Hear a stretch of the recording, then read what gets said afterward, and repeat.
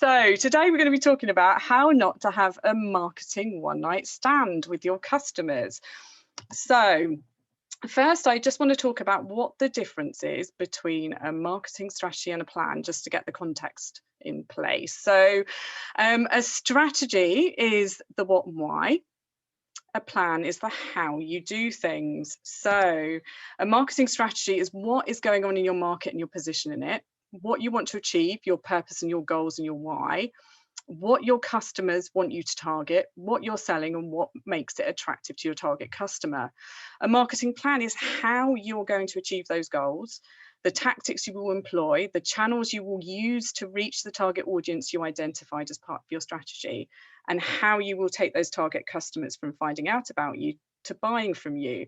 So why I've sort of put this context at the beginning is just how does today fit in? So quite often I'm talking about marketing strategy. Today we're focusing on the how. We're focusing on how the plan side of things, how you use your chosen tactics to build a plan that will help you build relationships with your target customers. So people often fall into the trap of engaging in marketing one-night stands. And I'm not saying don't ever do this, but just understand that if you're just putting out a single email, you're just going to a single networking meeting, you're just putting out an advert, one leaflet drop, one blog, one event, one podcast or radio interview, one pitch, or just putting out isolated social media posts, that when you're doing that,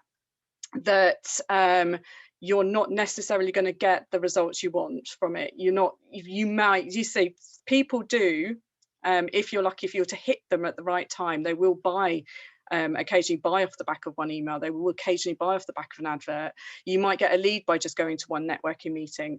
That leaflet that you've dropped, that you've just done one, might give you some sales. Just that blog you just put out might do. But if you're looking for sustainable sort of bringing in leads, bringing in sales, you need to actually, just doing it once won't guarantee stuff coming in on a regular basis. So you need to, because all you've essentially done when you just do it once, you happen to have caught somebody at the right time. Most customers you need to look at building a relationship, because most customers need to interact with your business multiple times before they're ready to buy.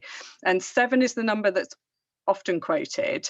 But for complex high investment purchases, it could be as much as 20. So you're working with other businesses and there's multiple decision makers, and it's a big, multi hundreds of thousands of pounds. There could be multiple touches you need to make with that business before they buy.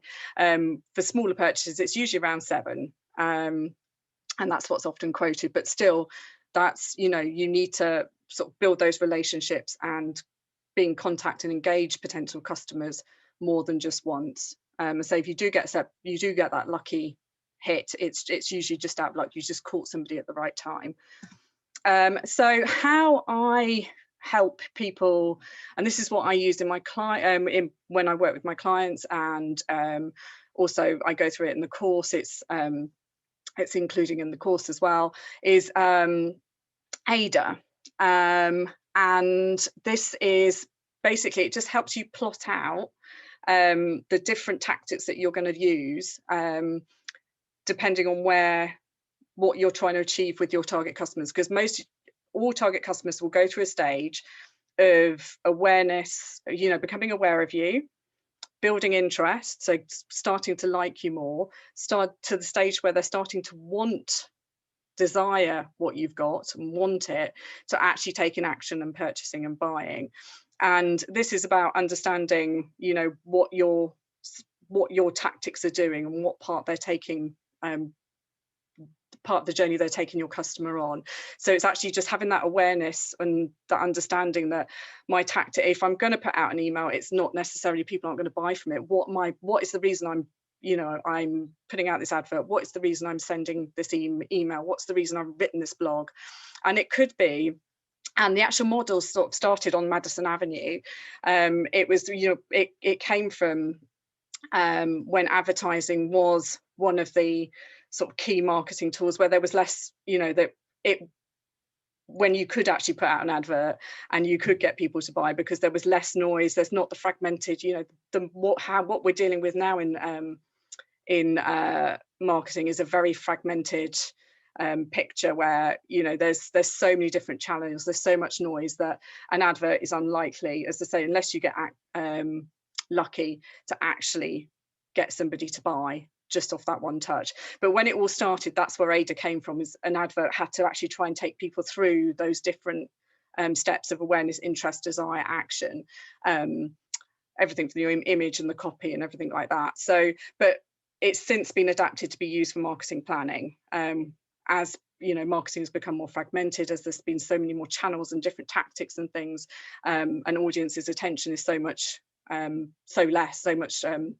split, that, you know, we have to now think in terms of, okay, how do we take them on this journey? How do we get these touches? How do we sort of engage with them multiple times, enough times to actually build that relationship so they do end up eventually buying from us?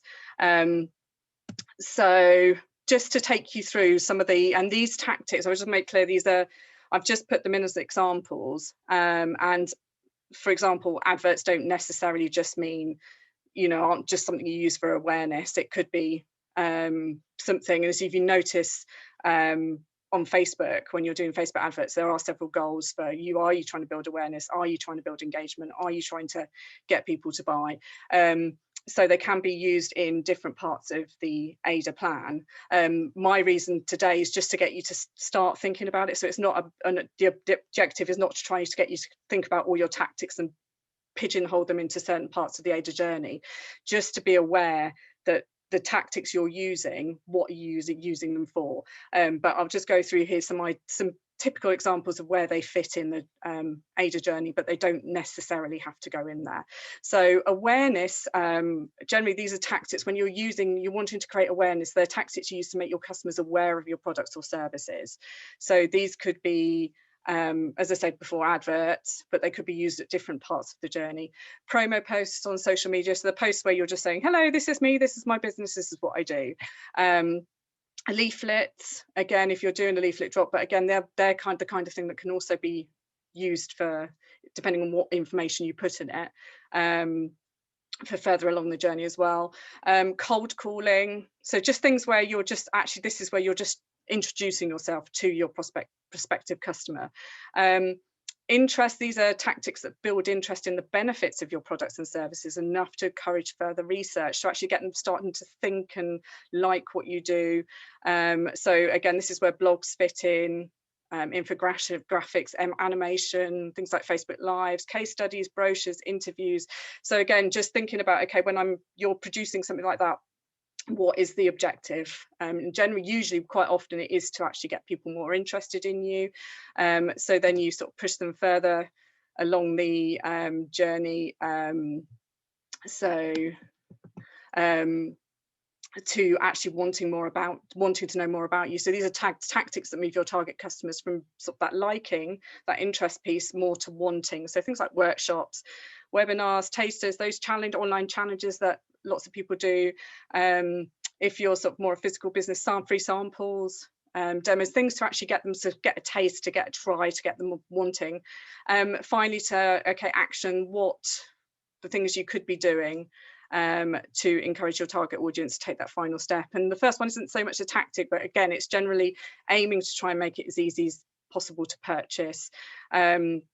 Using things like discounts, vouchers, free trial periods, time limits, scarcity. So, and again, the lists and the things I've given here are not exhaustive. They're just ideas. They're just some examples. And again, especially around the awareness and interest piece, some of those bits can be used to in the desire and thinking about action as well. But again, today, as I said, it's just to get you aware and thinking, okay, instead of a tactic just being something you put out once, how are you using it to build a relationship with your customers, and where is it meant to be sitting in that journey? And we're stuck.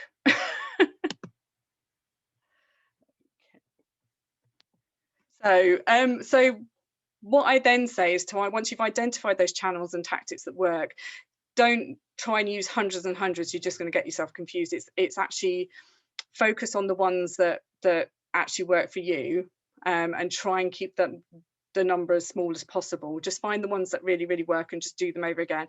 And it will involve trial and error, but once you discover what works, then you focus.